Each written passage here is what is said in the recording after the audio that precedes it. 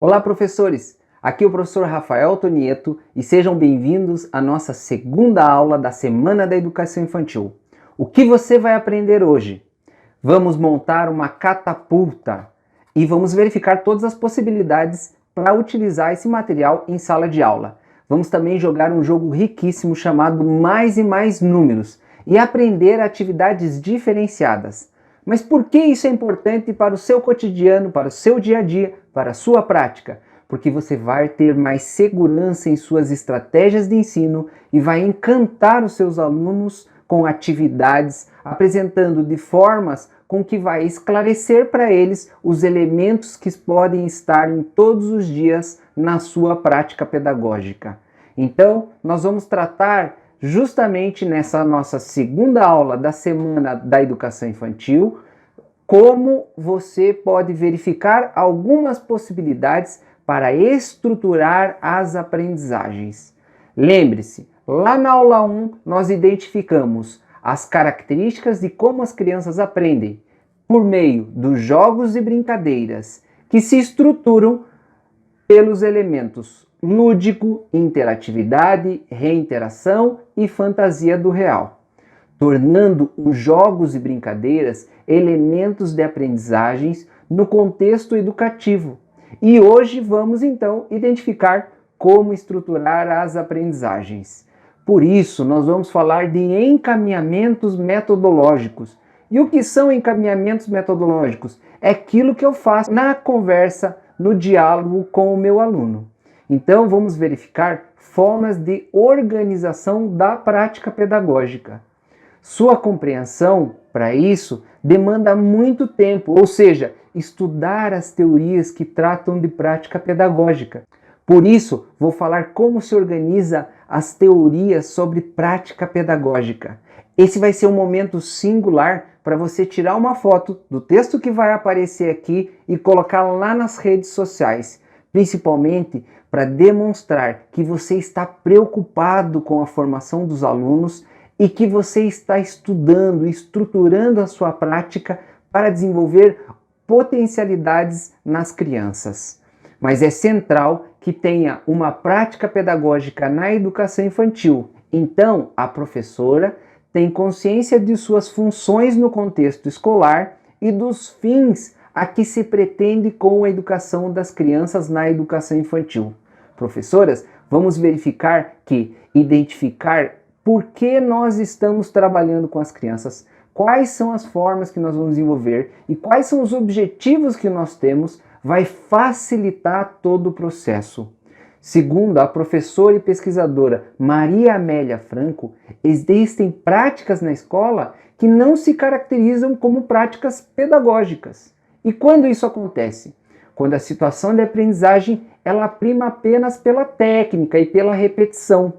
Segundo ela, uma prática pedagógica procura organizar, compreender e transformar as práticas educativas. Na educação infantil, sempre falamos que vamos trabalhar com a formação de cidadãos críticos, criativos e reflexivos que vão interagir de maneira democrática no seu contexto social. É muito bonito isso, né? Mas a gente sempre quer ver na prática. Por isso, é importante que a gente leve em consideração quais são os elementos centrais que devem estar presentes em nossa mente para estruturar as aprendizagens. Primeiro deles é, para desenvolver uma dimensão crítica de formação, vamos ter que trazer as dimensões conceituais, procedimentais e atitudinais dos conhecimentos. Em segundo lugar, para que o nosso aluno seja criativo, nós sempre vamos ter que dar abertura para a criação. E terceiro, sempre para que seja um processo reflexivo, nós vamos ter que trazer muitos questionamentos. Trabalhando esses três elementos, a gente começa a pensar como estruturar o nosso cotidiano. Para apresentar isso, eu vou trazer para vocês a atividade 5. Por que a atividade 5, professor? A atividade 1, 2, 3 e 4 você assistiu lá na aula 1, para identificar vários elementos sobre as características das crianças e da infância. Aqui na atividade 5 eu vou trazer para vocês a catapulta. Então, aqui a nossa catapulta.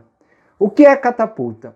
Eu usei uma base de papelão, um grampo de roupa e lixa de unha. E também para prender aqui eu coloquei o elástico, aquele elastiquinho. E aí com essa catapulta eu posso começar a desenvolver a ideia de lançar objetos. Então, lancei o meu objeto. O primeiro conceito que eu posso trabalhar com os alunos é a ideia de altura. Qual foi a altura que o papel alcançou? O segundo conceito, eu posso trabalhar a ideia de distância. Qual foi a distância que o papel alcançou? De forma lúdica, eu vou atraindo a atenção das crianças e vou trabalhando esses conceitos. O segundo elemento central é deixar um momento para a experimentação. Então seriam os procedimentos. E eu começo a questionar os alunos e falar, bom, que outros materiais eu poderia utilizar? Por isso, eu trouxe uma outra catapulta. Aqui eu tenho um grampo de roupa que tem mais tensão. Se ele tem mais tensão, adivinha o que ia acontecer? O papel vai alcançar uma altura maior. Desapareceu o objeto na frente de vocês. E aí eles vão fazendo os testes, vão modificando os procedimentos. Alguém pode até falar para mim assim, professor, mas aqui você coloca um cola quente. Eu posso usar o próprio grampo de roupa e segurar ele em cima de uma base.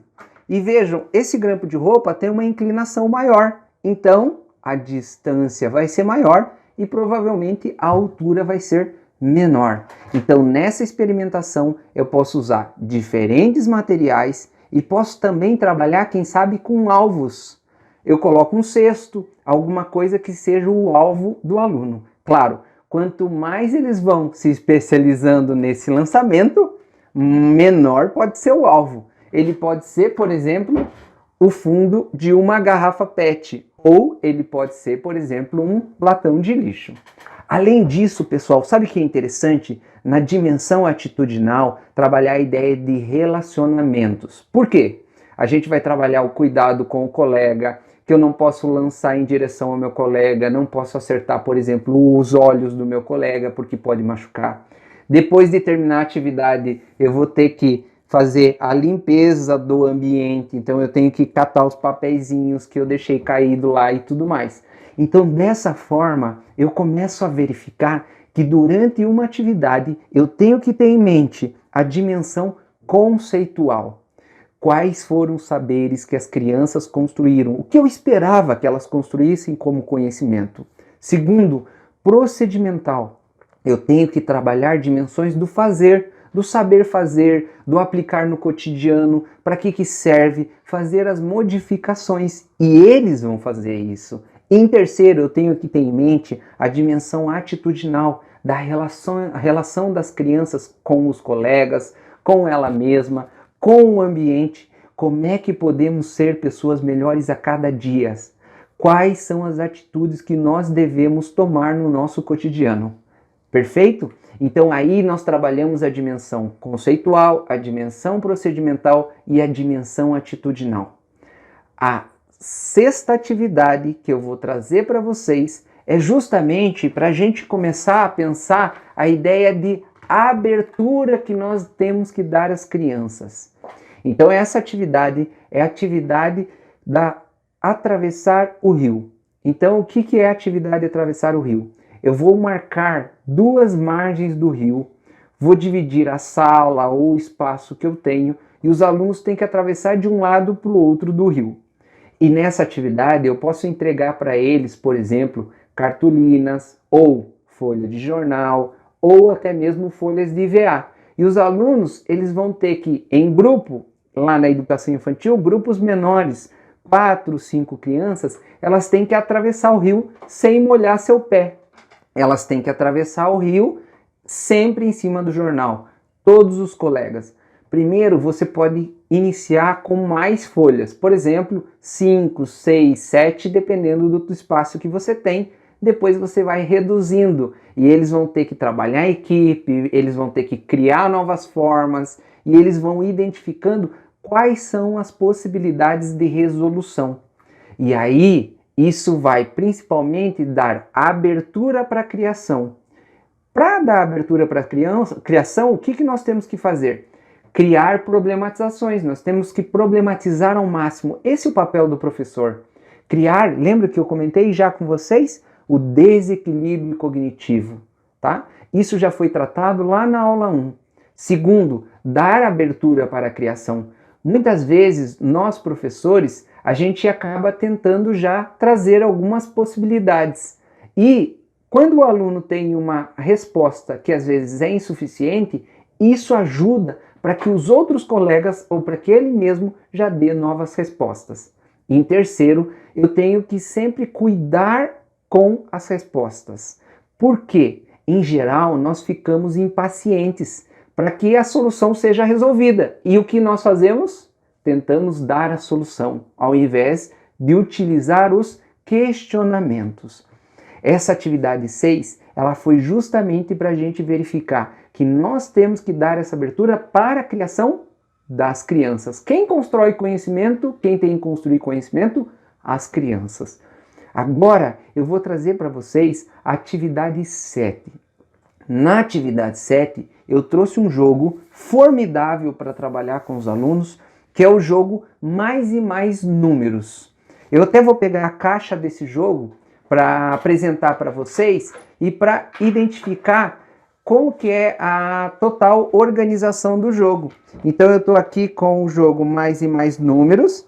É um jogo do Ideia Jogos Pedagógicos. Eles trabalham sempre com jogos educativos e tudo mais, jogos cognitivos. Esse jogo, ele tem várias cartas, eu trouxe só algumas para apresentar para vocês e para demonstrar qual que é a ideia central do jogo, tá ok? Bom, primeiro eu trouxe essa carta aqui. Então, se vocês estão observando, vou trazer até mais próximo aqui. Eu tenho 1, 2, 3, 4, 5, 6, 7, 8. Então, eu tenho 8 objetos, ou seja, eu tenho 8 flores, tá? E eu tenho esses indicadores, esses marcadores, ok? Bom, nesse jogo Mais e Mais Números, a gente, como professor, já procura desenvolver com os alunos todas as possibilidades de resolução. Mas o que nós temos que fazer? Inicialmente, é importante que você deixe que as crianças visualizem, que elas manipulem, que elas tenham um contato inicial com o jogo, que seria uma forma de aproximação do conteúdo e aproximação dos objetos. Em segundo, eu vou iniciar com questionamentos mais simples, e aí o jogo ele é formidável, porque aqui eu posso conversar com as crianças sobre quantas imagens, quantas flores eu tenho. Eu vou questionando eles. Será que eu tenho 7? Não, não tenho 7. Será que eu tenho 8? Opa, eu tenho 8 flores. Será que eu tenho 9? Não, eu não tenho 9 flores. Eu poderia trabalhar tanto nessa dimensão de identificar quantas flores eu tenho, como eu poderia conversar com os alunos e falar assim: pessoal, quais são os números que não representam essa quantidade? Alguém já pensou sobre isso? Então eu poderia marcar o 7 e poderia marcar o 9. O 9 e o 7 não representam essa quantidade. Tá ok? A gente vai começando com relações mais simples e vai partindo para relações mais complexas. Por exemplo, eu trouxe essa outra cartinha aqui, que é uma outra carta do jogo. Então, aqui, olha que legal para trabalhar os questionamentos. Porque eu posso questionar para os alunos: quantos iglus eu tenho? Opa, eu tenho 3 iglus. Quantas casas eu tenho? Eu tenho 6 casas, tá? Então, 3 e 6 eu tenho 9. Então, eu tenho 3 iglus e tenho 6 casas. Agora, olha o aumento de complexidade desse daqui. Eu tenho 1, 2, 3, 4, 5, 6, 7 ratos. E tenho 2 raposas. Se o meu questionamento é quantas raposas eu tenho? 2. Quantos ratos eu tenho? 7. Quantos animais ao todo eu tenho aqui? 9.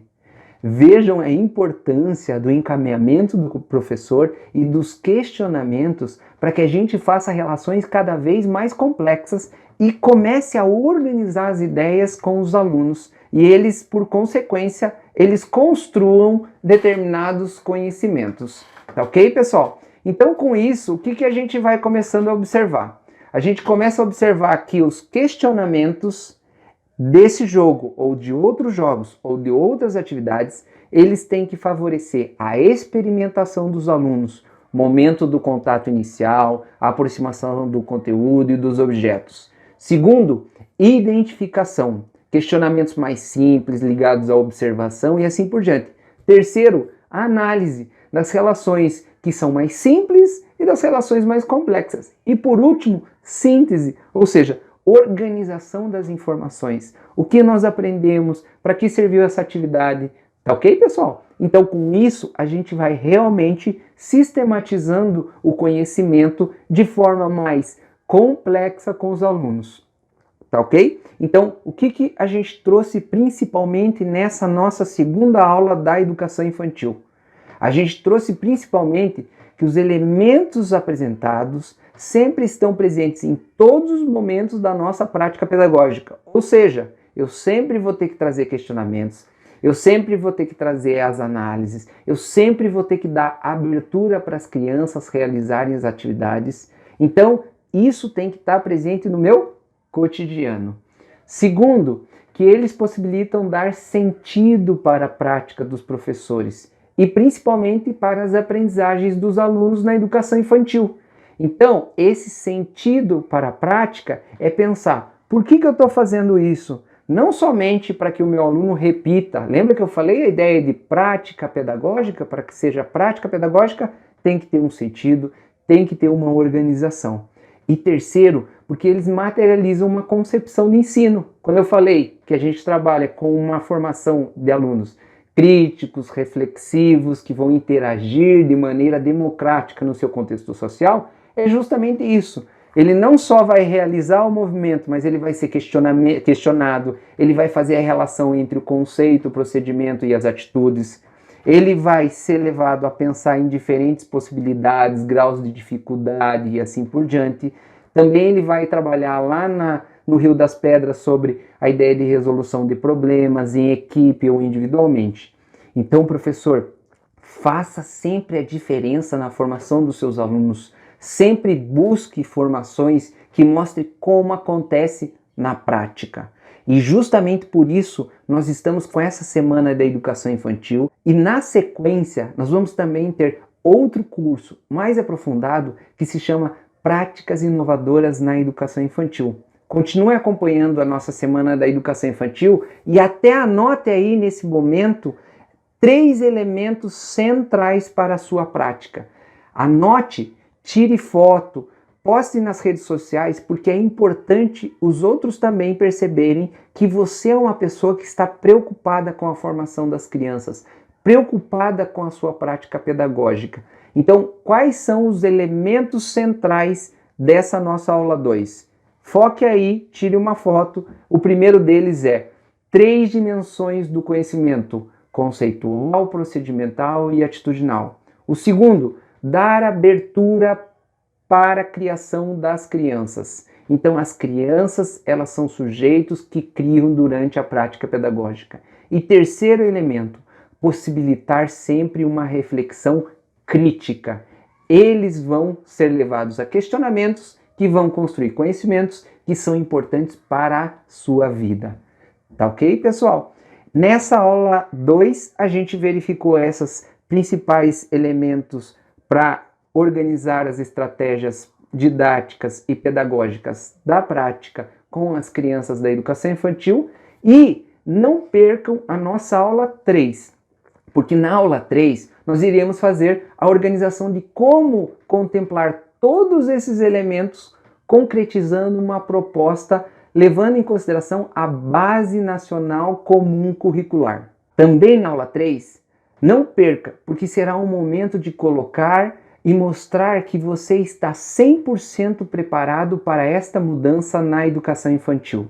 E não esqueça de deixar o seu comentário, de postar nas redes sociais que você é alguém que está constantemente estudando, que você está preocupado com a formação das crianças. Marque ainda lá o perfil do professor Rafael Tonieto. Então, @Rafael Tonieto, continue acompanhando a nossa semana, continue interagindo com as nossas aulas e continue tendo elementos que vão potencializar a sua prática pedagógica. Um abraço e até a aula 3.